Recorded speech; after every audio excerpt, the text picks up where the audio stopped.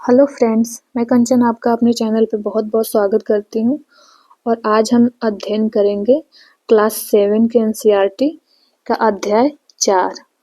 आज हम पढ़ेंगे वायु के बारे में। तो वायु हम सब जानते हैं कि वायु जो है विभिन्न प्रकार के गैसों का योग है और ये गैसें हैं जो कि हमारे जीवन के लिए बहुत ही महत्वपूर्ण हैं। जो हमारे पृथ्वी के चारों तरफ जो पतली एक गैस का जो परत है, उस आवरण है, उसे हम वायुमंडल कहते हैं और वायुमंडल जो है विभिन्न प्रकार के गैसों का संयोग है। जो हमारी पृथ्वी है, चारों ओर से वायु की घनी चादर से घिरी हुई है, जिसे वायुमंडल कहते हैं। पृथ्वी पे सभी जीव जीवित रहने के लिए वायुमंडल पे ही निर्भर हैं। यह हमें सांस लेने के लिए वायु प्रदान करता है। सूर्य की किरणों के हानिकारक प्रभाव से हमारी रक्षा करता है। यदि सुरक्षा की यह चादर न हो तो हम दिन के समय सूर्य की गर्मी से तप्त होकर जल सकते हैं, रात के समय ठंड से जम सकते हैं। क्योंकि जो वायुमंडल की परत है, ये हमारे पृथ्वी के वातावरण के तापमान को भी नियमित करने के में बहुत ही महत्वपूर्ण भूमिका निभाता है। इस वजह से यदि वायुमंडल नहीं रहे तो पृथ्वी का तापमान इतना कम हो जाएगा कि बिल्कुल पृथ्वी एकदम ठंडी पड़ जाएगी और जब पृथ्वी ठंडी होगी, पृथ्वी का वातावरण ठंडा होगा तो हमारे लिए भी समस्या होगा। और यहाँ दिया है कि न तो हम दिन के समय सूर्य की गर्मी से तप्त होकर जल सकते हैं। यदि वातावरण नहीं है तो उसका जो सूर्य का प्रकाश है डायरेक्ट या प्रत्यक्ष रूप से हमें प्रभावित करेगा, तो वो भी हमारे लिए बहुत समस्या खड़ा कर सकता है। तो इसलिए जो वायुमंडल है, जो वायु है, मानव जीवन के लिए या जो भी जीव जगत है, जो वनस्पति जगत है, जो जंतु हैं, सबके लिए ही बहुत ही महत्वपूर्ण है। देखिए यहाँ पे दिया है, कार्बन डाइऑक्साइड जो है वायुमंडल में फैलकर पृथ्वी से विकिरित ऊष्मा को पृथ्वी पर रोक करके ग्रीन हाउस प्रभाव पैदा करती है और इसलिए इसे ग्रीन हाउस गैस भी कहते हैं। यानी ग्रीन हाउस एक ऐसी परत है पृथ्वी के चारों तरफ, यानी जो सूर्य के यानी सूर्य की सूक्ष्म जो तरंगे हैं, उन तरंगों को अंदर तो आने देती है, लेकिन जब पृथ्वी से फिर वापस वो दीर्घ तरंगों के रूप में बाहर जाती है तो उस गर्मी को, उस ताप को रोक लेता है, नहीं जाने देता है, जिससे हमारे वातावरण का, हमारे पर्यावरण का या हमारे वायुमंडल का तापमान बना रहता है। लेकिन ये लाभदायक तभी तक है जब हमारा तापमान बहुत अधिक नहीं है। जितना हमें तापमान चाहिए, जितना पृथ्वी के वातावरण में उपस्थित जीव जंतुओं, वनस्पतियों के लिए तापमान आवश्यक है, उतना तापमान बना रह रहा है, तब तो वो सही है।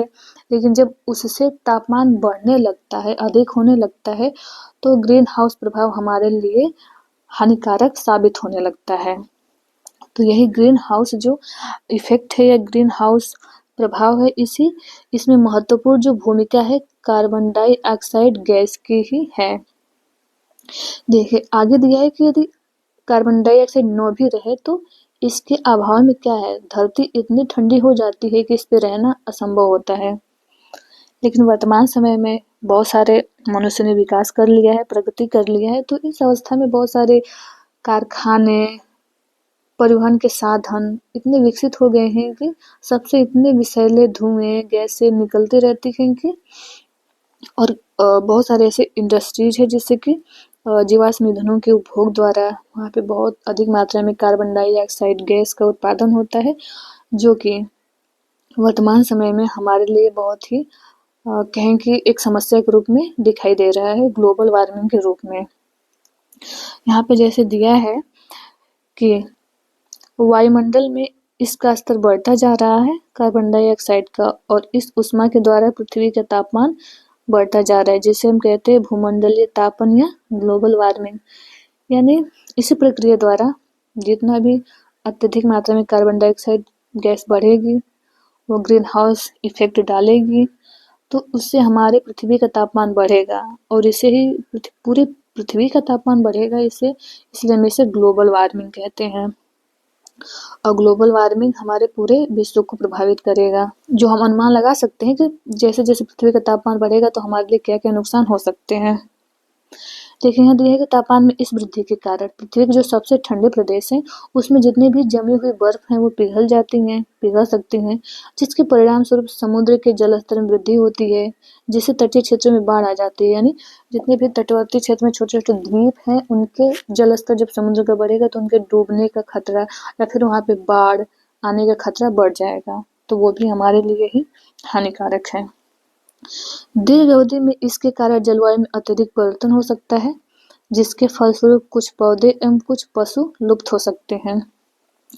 और इसका सर्वाधिक प्रभाव हमें जो भी शीत प्रधान प्रदेश है वहाँ पे अधिक तापमान बढ़ रहा है तो उसकी वनस्पतियों उसके जीवन पे बहुत और अधिक ये प्रभावित करेगा ग्लोबल वार्मिंग।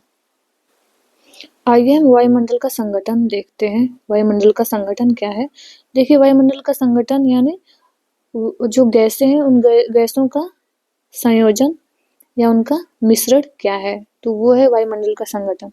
इसमें सर्वाधिक हमारे वायुमंडल में सर्वाधिक जो मात्रा है वो है नाइट्रोजन का, यानी हमारे वायुमंडल के संगठन में nitrogen, oxygen, carbon dioxide, argon और अन्य भी कुछ प्रकार के गैसें हैं।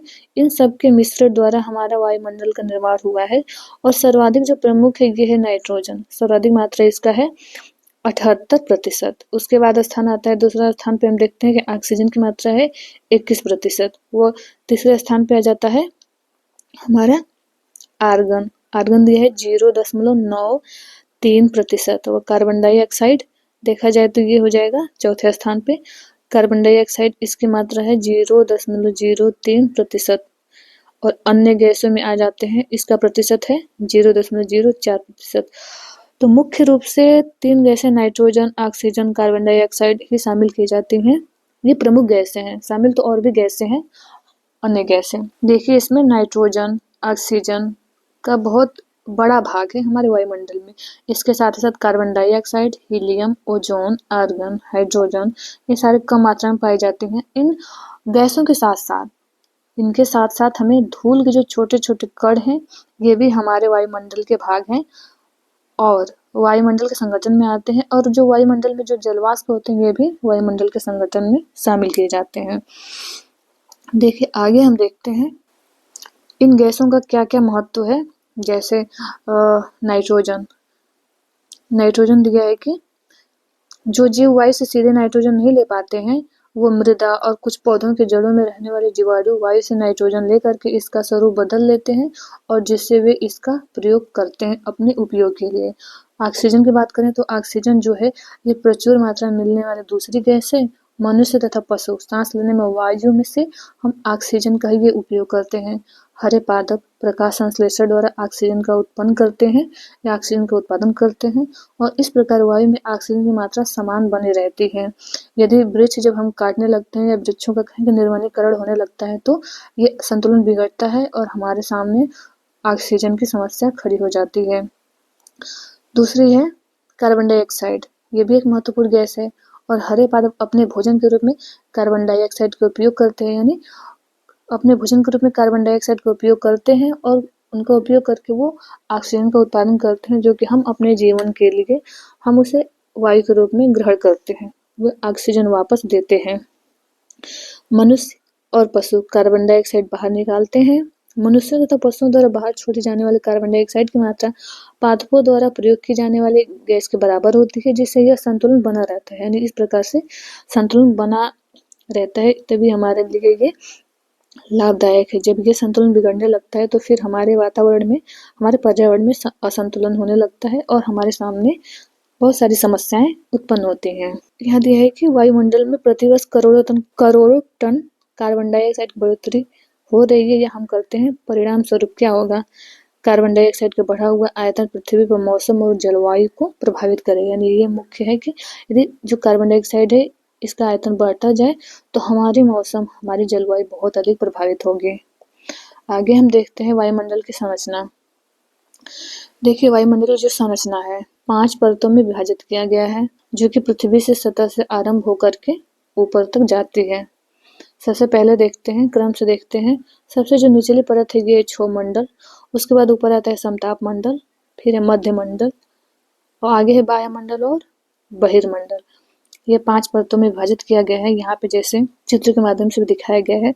सबसे नीचे क्षोभ मंडल ये हो गया, ओजोन ये हो गया समताप मंडल। समताप मंडल व क्षोभ मंडल के बीच में हमें एक पतली सी परत देखने को मिलती है, इसको हम क्षोभ सीमा के नाम से जानते हैं।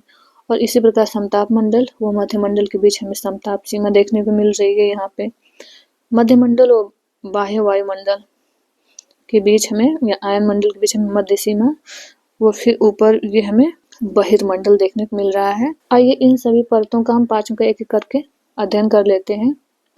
देखिए, यह परत वायुमंडल की सबसे महत्वपूर्ण परत है और सबसे निचली भी परत है। इसकी जो औसत मोटाई है या ऊंचाई है, ये है 13 किलोमीटर। हम इसी मंडल में मौजूद वायु में सांस लेते हैं। मौसम की जितनी भी सारी घटनाएं हैं, सभी घटनाएं हमें क्षोभ मंडल में ही देखने को मिलती हैं। जैसे वर्षा, कुहरा एवं ओला वर्षण इसी परत के अंदर हमें देखने को मिलते हैं, इसलिए सबसे महत्वपूर्ण परत मानी जाती है जैविक क्रियाओं के लिए। दूसरा है समताप मंडल। समताप मंडल जो है, ये क्षोभ मंडल के ऊपर की परत है, इसे समताप मंडल कहा जाता है। ये लगभग 50 किलोमीटर की ऊंचाई तक फैला है। ये परत बादलों एवं मौसम संबंधी घटनाओं से लगभग मुक्त होता है या शांत भी रहता है, इसलिए इसको समताप मंडल के नाम से भी जानते हैं। यहाँ पे जो है, यहाँ की परिस्थितियां हवाई जहाज उड़ाने के लिए काफी आदर्श होती हैं। देखिए, समताप मंडल की एक और विशेषता ये है कि यहाँ पे हमें ओजोन गैस की परत देखने को मिलती है, जो कि हमें सूर्य से आने वाली हानिकारक गैसों से भी हमारी रक्षा करती है। अगली परत है मध्यमंडल। जो मध्यमंडल है, यह वायुमंडल की तीसरी परत है। यह समताप मंडल के ठीक ऊपर स्थित होती है और लगभग ये जो है 80 किलोमीटर की ऊंचाई तक फैली हुई है।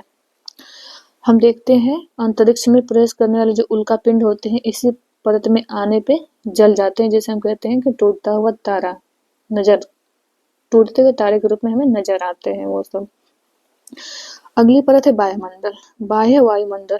बाह्य वायुमंडल में बढ़ती ऊंचाई के साथ तापमान अत्यधिक तीव्रता से बढ़ता है, अतः यह मंडल जो है आयन मंडल जो इसी परत का एक भाग है बाह्य वायुमंडल का। इसका जो विस्तार है 80 से 400 किलोमीटर तक फैला हुआ है।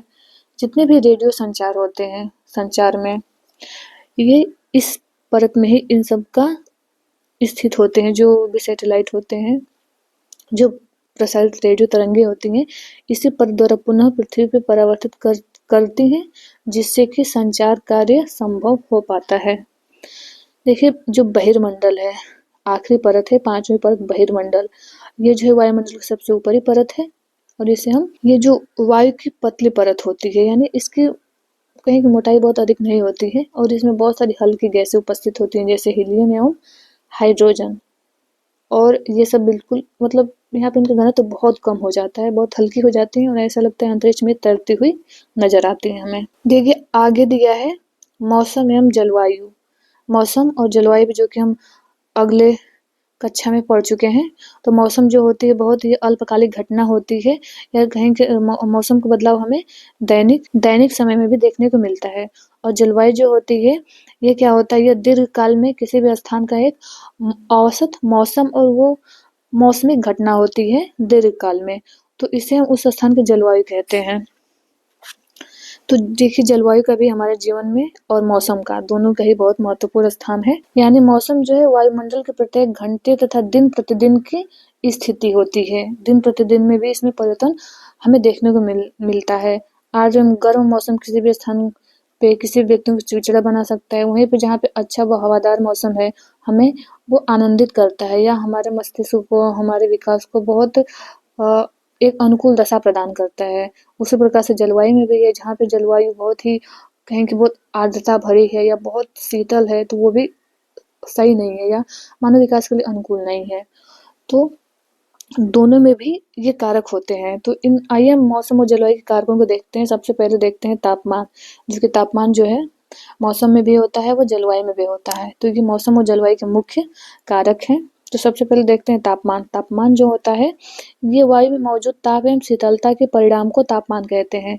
यानी ताप और शीतलता, यानी तापमान बहुत अधिक भी हो सकता है, बहुत कम भी। जब तापमान बहुत अधिक होता है, बढ़ने लगता है, तो हमें गर्मी का अनुभव होता है। बहुत शीतल होगा तो भी बहुत हमें ठंड लगेगी, और दोनों ही बहुत अत्यधिक मात्रा, दोनों का ही अनुकूल या हमारे लिए तुलनकारी प्रभाव नहीं स्थापित कर सकता है। देखिए यहाँ दिया है कि वायुमंडल का तापमान केवल दिन और रात में ही नहीं बदलता बल्कि ऋतुओं के अनुसार भी बदलता है। सही है बात है, यानी दिन और रात में ही नहीं बदलता, ये ऋतु जैसे जैसे ऋतु परिवर्तित होती है वैसे भी हमें तापमान का परिवर्तन देखने को मिलता है। देखिए शीत ऋतु की अपेक्षा जो ग्रीष्म ऋतु की ज्यादा गर्म होती है। आतपन, देखिए तापमान तो हम देख लिए कि वायु में मौजूद ताप एवं शीतलता के परिणाम को तापमान कहते हैं। आतपन क्या होता है? आतपन या आतपन को हम क्या कहते हैं? सूर्यातप के नाम से भी जानते हैं। तो सबसे हमारे सौरमंडल में ऊर्जा का स्रोत हम जानते हैं कि सूर्य है, और सूर्य से जो हमें तापमान प्राप्त होता है उसे हम आतपन कहते हैं। यानी आतपन जो होता है, सूर्य से प्राप्त तो होता है हमें तापमान, लेकिन सूर्य से आने वाली जो ऊर्जा है जिसे पृथ्वी रोक लेती है उसे हम आतपन कहते हैं। आतपन की मात्रा भूमध्य रेखा से ध्रुवों की ओर घटती जाती है, इसलिए उसी प्रकार तापमान भी घटता जाता है। हम देखते हैं भूमध्य रेखा पे सर्वाधिक तापमान देखने को मिलेगा, वहीं हमें ध्रुवों की तरफ तापमान कम देखने को मिलता है। तो यहाँ दिया है कि अब आप समझ गए होंगे कि ध्रुव बर्फ से क्यों ढके होते हैं, क्योंकि उधर तापमान कम होने लगता है। तापमान कम होगा, बहुत जलवायु दशाएं शीतल होंगी, तो फिर बर्फ जमना स्वाभाविक है। यदि पृथ्वी का तापमान बहुत अधिक बढ़ जाता है तो इतनी गर्मी हो जाएगी यहाँ कुछ फसल नहीं उग सकेंगी। गाँव की अपेक्षा नगरों का तापमान बहुत अधिक होता है, क्योंकि हम देखते हैं, अनुभव भी करते हैं, जो गाँव के लोग हैं वो और जो शहर के लोग हैं वो, उनसे पूछा जाए तो ग्रामीण क्षेत्र काफी ठंडा होता है शहरी क्षेत्रों की अपेक्षा। आइए इस तथ्य को हम देखते हैं कि देखिए तापमान को मापने की मानक इकाई हम क्या मानते हैं? डिग्री सेल्सियस है। यानी इसका आविष्कार किए थे जो भी वैज्ञानिक, इनका नाम है एंडर्स सेल्सियस। इन्हीं के नाम पे हम जिस इकाई द्वारा तापमान का मेजरमेंट करते हैं उसको नाम देते हैं डिग्री सेल्सियस। देखिए सेल्सियस पैमाने पे जल जो है 0 डिग्री सेल्सियस पे जम जाता है और 100 डिग्री सेल्सियस पर ये उबलता है। आगे हम देखते हैं वायुदाब। वायुदाब यानी वायु का दबाव, इसे एयर प्रेशर कहते हैं इंग्लिश में। यानी वायु का जो बल या वायु का जो भार होता है उसका जो दबाव पृथ्वी पे पड़ता है, पृथ्वी पे निवसित जीव जंतु वनस्पतियों पे पड़ता है, इसे हम वायुदाब कहते हैं। जैसे पृथ्वी की सतह पर वायु के भार द्वारा लगाया गया जो दाब होता है उसे हम वायुदाब कहते हैं। वायुमंडल में ऊपर की ओर जाने पर दाब तेजी से गिरने लगता है। क्यों? क्योंकि जो वायुमंडल है उसका घनत्व पृथ्वी के पास अधिक है, और जैसे जैसे ऊंचाई पे बढ़ते जाएंगे तो इसका घनत्व क्या है? कम होने लगता है, इसलिए उसका दाब तेजी से ऊपर की तरफ गिरने लगता है। देखिए जो समुद्र स्तर है उस पर वायुदाब सर्वाधिक होता है, ऊंचाई पे जाने पर यह घटता जाता है। वायुदाब का क्षैतिज वितरण किसी स्थान पर उपस्थित वायु के ताप द्वारा प्रभावित होता है। अधिक तापमान वाले क्षेत्रों में वायु गर्म होकर ऊपर उठती है, यह निम्न दाब क्षेत्र बनाता है।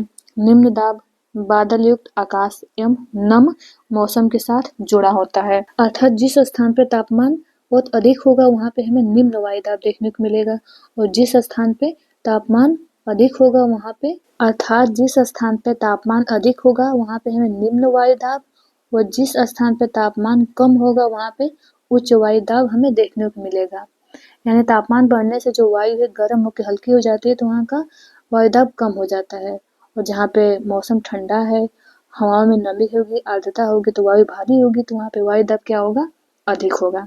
आगे हम पवन देखते हैं।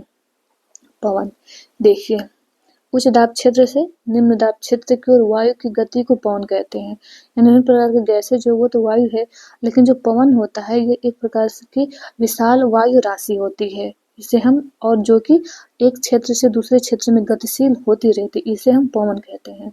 और ये जो पवन होता है ये, इसमें मुख्य बात ध्यान रखने योग्य है कि जो उच्च दाब क्षेत्र होता है, उच्च दाब क्षेत्र से निम्न दाब क्षेत्र की ओर ही पवनों का कहें कि चलन होता है, या पवन उच्च दाब से निम्न दाब की तरफ गति करती हैं। देखिए जो पवन होता है, पवनों की दिशा वो उसकी गति में वायुदाब का महत्वपूर्ण भूमिका होती है। यानी उच्च वायुदाब या फिर निम्न वायुदाब का जितना भी अंतर बहुत अधिक होगा तो उसी स्पीड से, उस गति से पवनें प्रवाहित होती हैं या चलती हैं। देखिए यहाँ पे दिया है कि पवन का नाम जो होता है उसके आने वाली दिशा के आधार पे भी निर्धारित होता है, तो ये सही है। जितने भी पौने हैं जिस दिशा से वो आती हैं, जिस दिशा में जाती हैं, उस दिशाओं के आधार पे भी इनका निर्धारण किया जाता है। कई प्रकार के पौनों को यहाँ पे दिया गया है। जो पौनों का वर्णन किया गया है, पहला है एक पौन होते हैं जिसे हम स्थानीय पौन के नाम से जानते हैं, दूसरा है मौसमी पौने और तीसरा है अस्थानीय पौने। ये पहला जो ये है अस्थाई पौने। अस्थाई पौने हो गया। अस्थाई पौने से हम अनुमान लगा पा रहे हैं कि यानी ये हमेशा इसी स्थान पे अस्थायी रूप से बहती होंगी। मौसमी पौनों से हम अनुमान लगा पा रहे हैं कि मौसमी पौने जो है मौसम के अनुसार ये बदलती होंगी, इसमें परिवर्तन होता होगा इनकी दिशा में। स्थानीय पौने हैं यानी एक विशेष स्थान पे ही वो बहती हैं, ना कि पूरे विश्व में वो पौन चलती हैं। तो इस प्रकार से 3 पौनों में विभाजित किया गया है। देखिए हम तीनों देख लेते हैं। देखिए जो स्थानीय पौने हैं ये व्यापारिक पश्चिमी एवं पूर्वी पौने अस्थायी पौने होती हैं। ये वर्ष भर लगातार निश्चित दिशा में चलती हैं, जैसा कि हम नाम से पढ़ पा रहे हैं इसे कि अस्थायी पौने। तो ये वर्ष भर लगातार एक निश्चित दिशा में ही चलती हैं। देखिए इस चित्र में दिया है ये व्यापारिक पौने हैं और ये हो गई हमारी सनातन पछुआ पौने। तो इनकी दिशा ये यही रहती है, हमेशा ये इसी दिशा में एक विशाल वायु राशियों का ये समूह होता है और चलते हैं। तो ये अस्थायी पौनों का उदाहरण है। देखिए जो मौसमी पौने हैं ये पौने विभिन्न ऋतुओं में अपनी दिशा बदलती रहती है। उदाहरण के लिए भारत में मानसूनी पौने, हम भारत में देखते हैं तो भारत में मानसूनी पौने चलती हैं, जो कि गर्मी में देखें तो स्थल से सागर की तरफ ये पौने चलती हैं। फिर जैसे शीत ऋतु आता है तो शीत ऋतु से क्या होता है कि स्थल खंड जो भारत का है वहाँ पे उच्च वायुदाब हो जाता है, फिर उच्च वायुदाब से फिर वो महासागरों की तरफ चलने लगते हैं, निम्न दाब की तरफ। तो ये मौसम के अनुसार बदलती रहती हैं। और तीसरा है स्थानीय पौने, यानी ये पौने किसी छोटे क्षेत्र में वर्ष या दिन के किसी विशेष समय में चलती हैं। उदाहरण के लिए कहा जाए तो स्थल एवं समुद्री समीर, यानी स्थल पर चलने वाले को स्थलीय समीर, समुद्र पे चलने वाले समुद्री समीर, इनको हम कहते हैं। इसी प्रकार के स्थानीय पवन है लू, जैसे कि हम सब लोग जानते हैं लू हमें गर्मी में देखने को मिलेगा। अधिकांशतः ये उत्तर पश्चिमी भारत के भागों में ये चलती है। आगे देखते हैं। आगे देखिए यहाँ पे चक्रवात दिया है। चक्रवात भी जो हम कहेंगे ये वायुमंडलीय दशाओं का ही एक परिणाम होता है। इसमें भी हमें वायु दाब के अंतर के द्वारा ही उत्पन्न होते हैं जो चक्रवात होता है। ये बिल्कुल एक निम्न वायु दाब का क्षेत्र होता है, यानी जो चक्रवात होता है इसके केंद्र में निम्न वायु दाब होता है, बाहरी क्षेत्र में उच्च वायु दाब होता है और उच्च वायु दाब क्षेत्रों से निम्न वायु दाब की तरफ हवाएं बिल्कुल एक गति में वह उत्तरी गोलार्ध में है। ये उत्तरी गोलार्ध व दक्षिणी गोलार्ध में अपने मौसम अनुसार जैसे जैसे सूर्य उत्तरायण व दक्षिणायन होता है उस हिसाब से वायुमंडलीय दशाओं के परिवर्तन द्वारा ये हमें देखने को मिलता है। जो चक्रवात होते हैं हमें अधिकांशतः स्थल और जो सागर का मिलन स्थल है वहाँ पे भागों में दिखाई देता है। और साधारण देखा जाए तो भारत के पूर्वी समुद्री तट स्थित उड़ीसा, बंगाल की खाड़ी से उठने वाले चक्रवातों को खतरा बना रहता है। यानी जितने भी विश्व में जितने भी सागरीय क्षेत्र हैं और स्थलीय क्षेत्र हैं तो वे उन्हीं भागों को जो तटवर्ती क्षेत्र हैं, चक्रवात स्थल खंड का जो सागर से जुड़ा हुआ तटवर्ती भाग है उन्हीं को हमें प्रभावित करता हुआ दिखाई देता है। स्थलीय भागों में जैसे जैसे ये प्रवेश करता है तो इसकी क्या होती है, गति कम हो जाती है। तो गति कम होने की वजह से वो स्थलीय भागों में अंदर तक आंतरिक भागों तक ये समाप्त हो जाता है। तो इसका प्रभाव हमें आंतरिक भागों में नहीं देखने को मिलता है। अधिकांशतः इसका प्रभाव हमें सागर के तटवर्ती भाग में ही देखने को मिलता है। देखिए जो चक्रवात होता है यह एक प्रकार प्राकृतिक आपदा ही होता है। इसमें हम भी पढ़े हैं कि जितने भी सागर तटवर्ती क्षेत्र हैं वो प्रभावित होते हैं। इसमें देखिए दिया है कि ये इनमें पवनों का वेग, वर्षा व ज्वारीय प्रोत्कर्ष हानियाँ होती हैं और इनके जो वेग होता है 260 किलोमीटर प्रति घंटे तक के वेग वाली पवनें इसमें चलती हैं। 36 घंटे से भी ज़्यादा समय तक चलते रहते हैं, बहुत लंबे समय तक चलती रहती हैं। जब इनकी इतना वेग है तो क्या करेंगे, वहाँ पे जितने भी संरचनाएं हैं मानव द्वारा निर्मित या प्रकृति द्वारा निर्मित, उन सबको क्या करेंगे, ये उखाड़ कर फेंक देंगे या उनको बहुत क्षतिग्रस्त कर देंगे। तो बहुत ये भी जो चक्रवात होते हैं इनके जो पवनों के कारण उठी जो ज्वारीय तरंगे होती हैं, यानी सागर से तरंगे उठा करके वो लगभग उन तरंगों की ऊंचाई दिया है कि 20 किलोमीटर तक हो जाती हैं। तो जब 20-20 किलोमीटर की सागरीय तरंगे लहरों के रूप में वो स्थल भागों पे जल फेंकेगा तो बहुत भयानक तबाही हमें देखने को मिलेगा। तो चक्रवात भी प्राकृतिक आपदाओं में एक बहुत ही विनाशात्मक क्षतिग्रस्त करने वाला आपदा है। आगे हम देखते हैं आर्द्रता। आर्द्रता यानी नमी, यानी जब जल पृथ्वी में विभिन्न जलाशयों से वाष्पित होता है तो यह जलवाष्प बन जाता है। वायु में किसी भी समय जलवाष्प की मात्रा को हम आर्द्रता कहते हैं। यानी जो वायु है, वायु में जो भी जल की मात्रा उपस्थित होती है उसे हम आर्द्रता कहते हैं।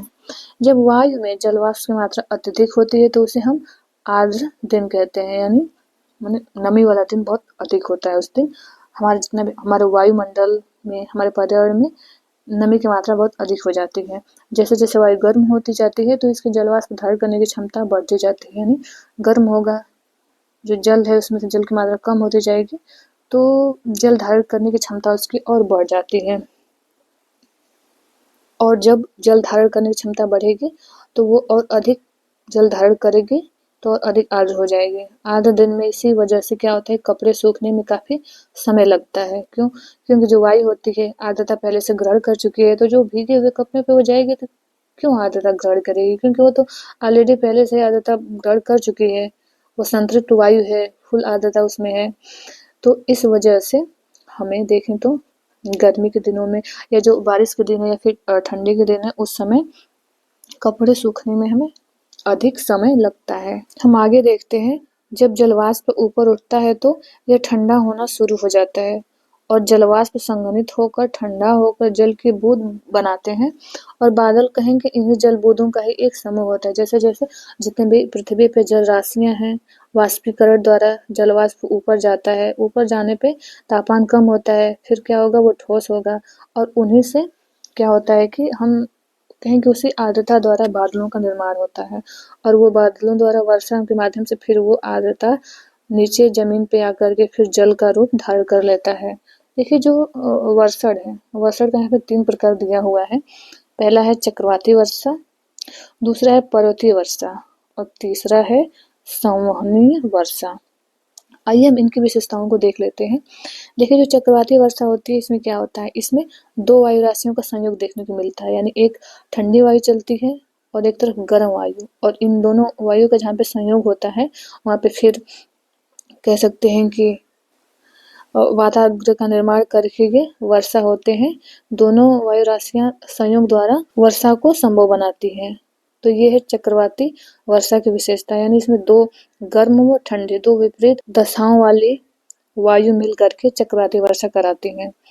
जो दूसरा है पर्वतीय वर्षा, तो पर्वतीय वर्षा में क्या होता है, कोई भी एक वायु राशि है, वायु ग्रहण और आर्द्रता ग्रहण करके ऊपर की तरफ उठ रही है, तो नीचे से गर्म होकर के, गर्म तो है, आर्द्रता भी ग्रहण कर ली है और फिर ये धीरे धीरे कोई पर्वतीय क्षेत्र के पास है, तो इसे जब इसके पास गुजरती है तो इसी के सहारे क्या करती है, ये ऊपर चढ़ने का प्रयास करती है और ये वायु ऊपर चढ़ती जाती है, ऊपर चढ़ती है, जैसे जैसे ऊपर बढ़ती है और एक सीमा के बाद जहाँ पे तापमान गिरने लगता है वहाँ पे फिर ये ठंडी होती है। फिर ये क्या होती है कि संघनित होकर के वर्षा के बूंदों के रूप में ये इसका जल जो होता है यहाँ पे बादल का निर्माण करती है। फिर ये बादल क्या होते हैं, वर्षा के बूंदों के रूप में इस आर्द्रता को नीचे गिरा देते हैं। तो यही होता है पर्वतीय वर्षा। यानी पर्वतीय वर्षा में अधिकांशतः पर्वतीय क्षेत्र के सहारे देखने को मिलता है और पर्वतीय भाग के फ्रंट मतलब सामने वाला जो भाग होता है, इस भाग में ही हमें ये वर्षा अधिकांशतः होता है या देखने को मिलता है,